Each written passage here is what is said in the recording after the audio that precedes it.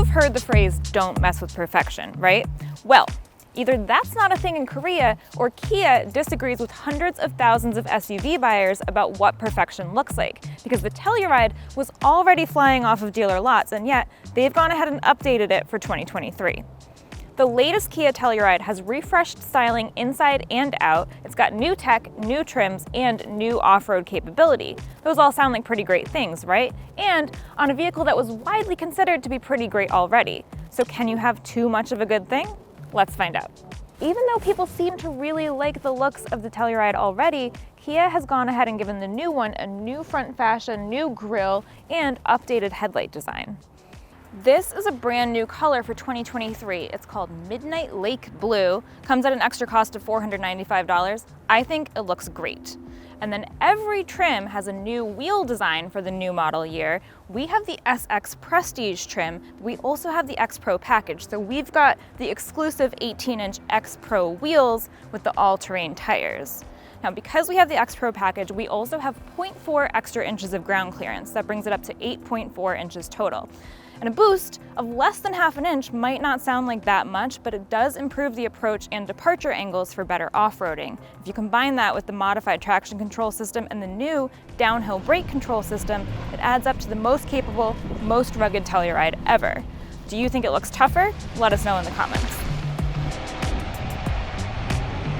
The Telluride is still powered by the familiar naturally aspirated 3.8-liter V6, which makes 291 horsepower and 262 pound-feet of torque. And it's still paired with the 8-speed automatic transmission that we've seen before. But there is news. With the X Pro package, Kia has boosted the Telluride's towing capacity by 10%, up to 5,500 pounds. So how did they do this with the same powertrain? Largely by giving it an improved heavy-duty cooling system. X Pro is also going to get you a tow mode and a self-leveling rear suspension, much like the X Line package, although that can only tow 5,000 pounds like the rest of the Telluride lineup.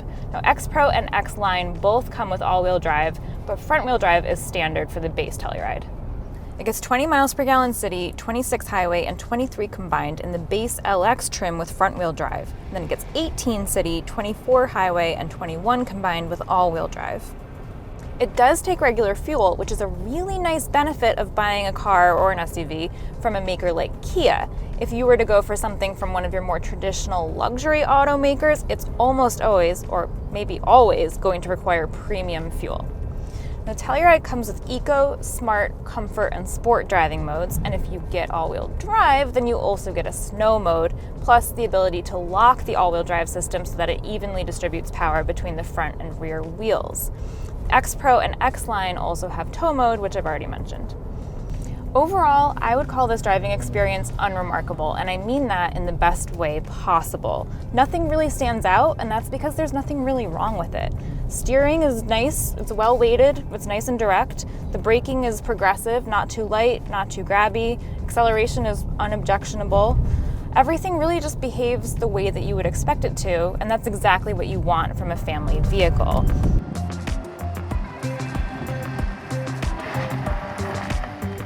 The one surprise about driving this thing is how small it feels. Every time I get out, I'm shocked to recall that there's a third row back there.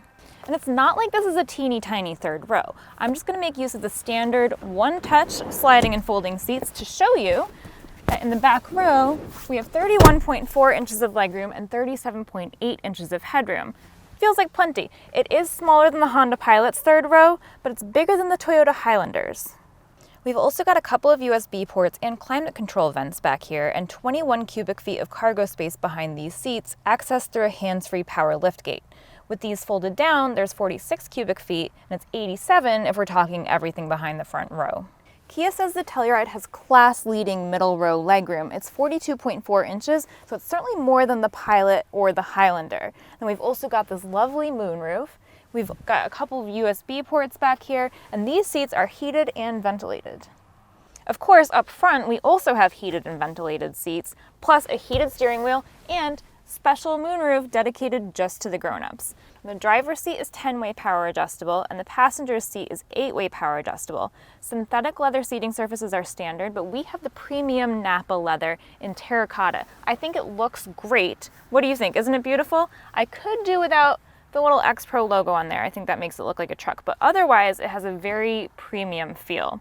I also love that there's a lever style shift knob, and I like that these physical controls, which is a really nice touch, thank you Kia, I like that they're so intuitively laid out and nicely grouped.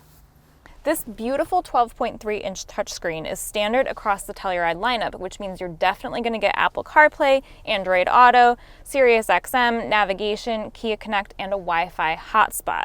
The Bluetooth system can support 2 devices at once. As we've already seen, we've got 6 USB ports throughout the vehicle, 5 are standard. Wireless charging is also available, and then every Telluride gets over-the-air updates, so Kia can keep it up to date for you. Standard driver talk is like an intercom through to the second and third rows of seats, so you're not going to have to turn around and shout if you want to tell them to stop kicking the seats. And then standard quiet mode lets you turn off the speakers in these 2 rear rows and keep them on up front so that if they're sleeping like little angels, you can still be entertained and stay awake up here. Safety first. 6 speakers are standard. We have the premium 10-speaker Harman Kardon sound system, and it sounds really good, especially if you tweak the controls just a little bit. I have an audiophile in my house, so I just let him have at it, and it sounds great.